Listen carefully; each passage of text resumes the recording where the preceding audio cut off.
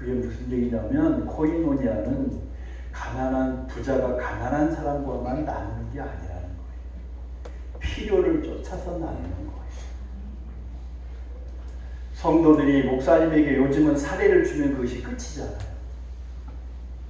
우리 아영면 교회들은 그러지 않을 줄 믿습니다만 성도님들은 목사님이 필요한 것이 무엇인가를 쫓아서 하는 거죠. 제가 소속되어 있는 것이 북위 중앙교회가 있습니다. 저희 진안구 북위면에 거기 어느 장로님은 이런 소리에서 그렇습니다만은 목사님이 자녀들이 많아서 대학을 몇 명 보내야 되는데 3명인가를 보내야 하는데 자기 자녀도 대학이 3명이에요. 자기 자녀가 대학생이 3명인데 그 고추농사 해가지고요. 지나는 고추하고 뭐 인삼 좀 하는 거밖에 없어요. 여기 남원보다는 좀 이렇게 농사짓기가 좀 박하지요. 그런데 자기 아들 학비 내기 이전에 꼭 목사님 자녀 학비를 먼저 코이노니아 하고 자기 자녀의 학비를 냈다 그래요. 때로는 자기 자녀 대학교 학비를 내려고 하니까 돈이 없어요.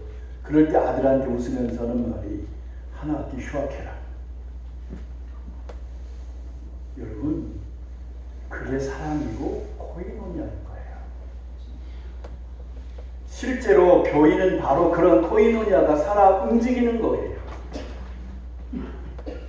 그렇기 때문에 이제 하나님께서 성령을 우리에게 보내주셔서 복음을 선포하고 예수님의 성찬을 기념하고 전하고 그리고 우리로 하여금 서로 성도가 나누고 섬기고 코이노니아가 이루어지는 곳이 교회입니다.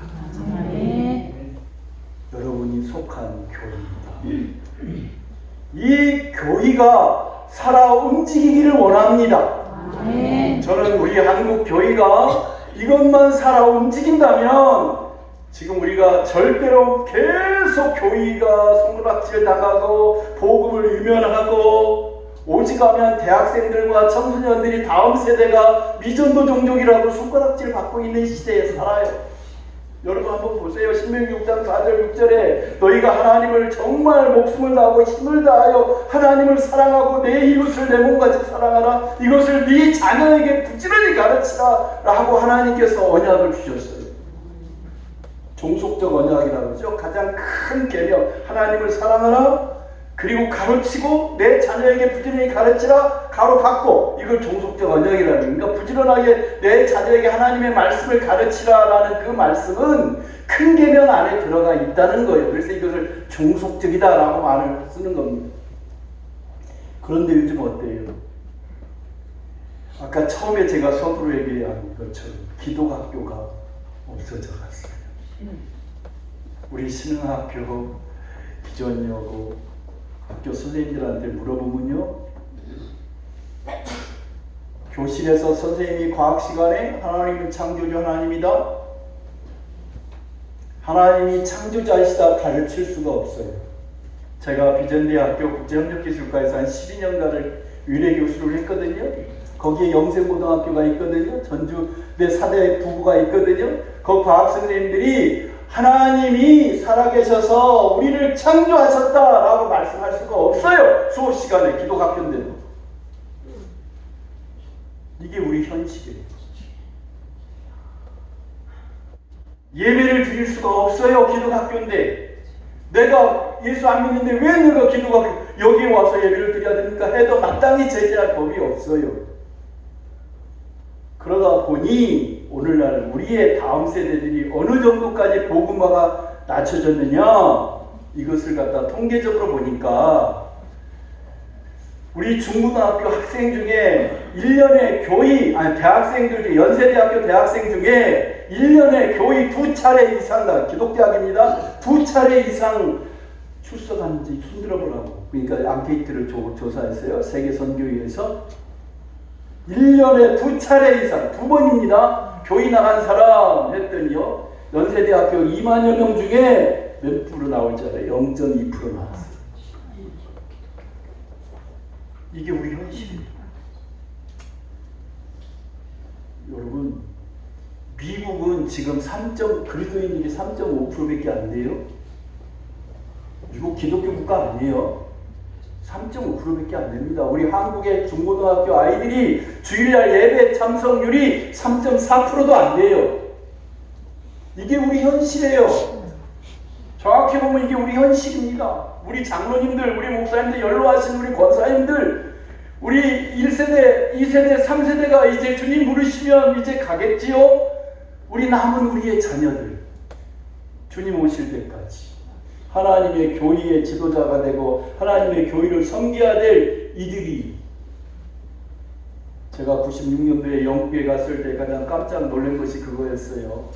예배당이 술집으로, 예배당이 도서실로, 마을의 도서관으로, 복싱장으로, 술집으로 다 바뀌어 있는 모습들 제 눈으로 똑똑히 봤습니다.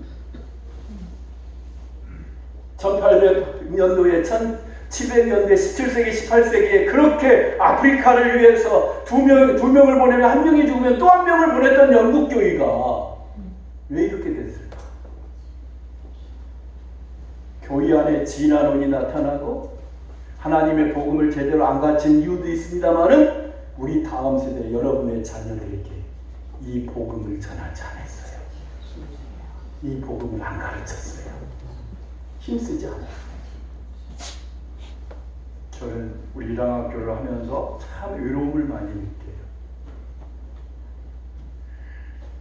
하나님의 말씀을 가르치고 하나님께서 140년 전에 이 땅에 이 복음을 전하여 하나님의 청소년들을 위한 기독학교들이 세워졌는데 하나님이 이 기독학교가 이어져 갔으면 좋겠습니다. 주님 오실 때에 정말 주님을 맞이할 수 있는 그런 하나님의 학교로 세웠으면 좋겠습니다.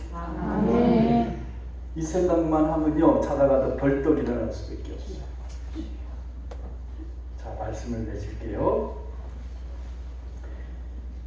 여러분, 그렇습니다. 부활하신 그리스도, 이걸로 끝나지 않아요. 승천하셨어요. 성령을 우리에게 보내셨어요.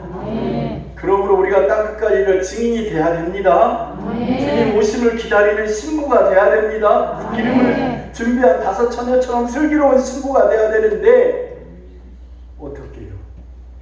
이 천국 복음이 모든 민족에게 증거되도록, 이것이 하나님의 교회가 날마다, 그래서 주님이 말씀해요. 아버지의 집은 만민의 기도하는 집이 아니에요. 그 해석을 잘못한 거예요. 만민을 위하여 기도하는 집이라고.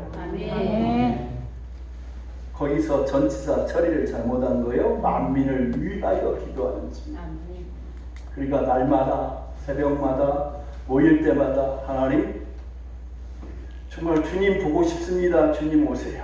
라고 우리가 기도하지만 그 기도하는 것 가운데에 주님, 아직도 주님을 모르는 내 이웃과 아직도 주님 복음이 들어가지 않은 저 미전도 종족에게 하나님의 복음이 들어가서 이 땅 모든 자들이 보좌에 앉으신 우리 하나님과 어린 양에게 강나라와 족속과 방언과 셀 수 없는 수많은 백성들이 주님 앞에 찬양하는 그날, 주님 오시는 그날을 바라보며 기도하는 여러분 되시기를 축원합니다. 아멘. 기도하겠습니다. 하나님 아버지, 감사합니다.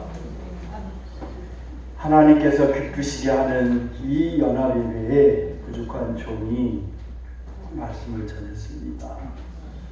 주의 몸된 교인들이 예수님의 복음을 선포하고 예수님의 성찬을 기념하며 전하고, 그리고 서로 사랑하여 격려하며 고인노니하고, 그래서 백성들에게 칭찬을 받으며 구원받는 수가 이 나라에 다시 더해지기를 원합니다. 우리의 자녀들에게 이 복음을 부지런히 가르쳐서 주님 오심을 예배할 수 있는 다음 세대를 기를 수 있는 교회들이 되기를 원합니다. 하나님, 그러한 축복이 아버지 우리 아영면에 일대에 있는 모든 주님 없는 교회 가운데 충만하게 하여 주옵소서. 목사님들을, 장로님들을, 성도님들을 주여 주님 오심을 마중할 수 있는 주님의 귀한 하나님의 성도들로 세워 주옵소서. 예수 그리스도 이름으로 기도합니다. 아멘.